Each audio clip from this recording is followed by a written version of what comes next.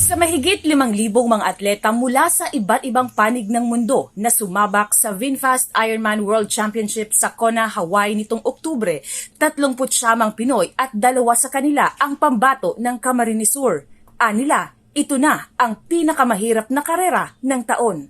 Sabi ko, kakayanan ko ini, kaya ako naigdi.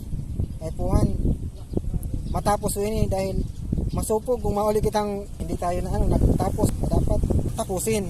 Kwento ng Tubong Ocampo at pambato ng Camsur Tri-Team na si Renel Briseño, 5 beses siyang tumigil sa pagpedal pero muling nabuhayan nang makita niyang papalapit na sa finish line. Sa ilalim ng age category na kompleto niya ang 3.8 km na paglangoy, 180 km na pagpedal at 42 km na pagtakbo sa loob ng 11 oras at 24 na minuto.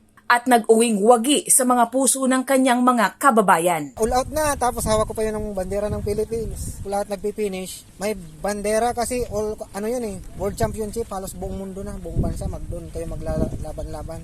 Mula taong 2014, ito na ang pangatlong sabak ni Briseño sa Ironman. Kay Gob Luigi, kung wala siya, wala ako, hindi ako doon makakarating sa full Ironman. Nagpapasalamat ako sa manager ko, na umasikaso ng mga papers ko, si Father J, ng mga tumulong sa akin. Bukod kay Briseño, isa pang Bicolano ang umuwing finisher sa international na kompetisyon. Siya si John Nino Monte ng Tri-Team 300, Tubong Iriga City. Nakatakdang bumalik sa Lubang Island, Occidental Mindoro, si Monte, kung saan siya nakadestino bilang sundalo ng Philippine Air Force. May Di Maano, CSN.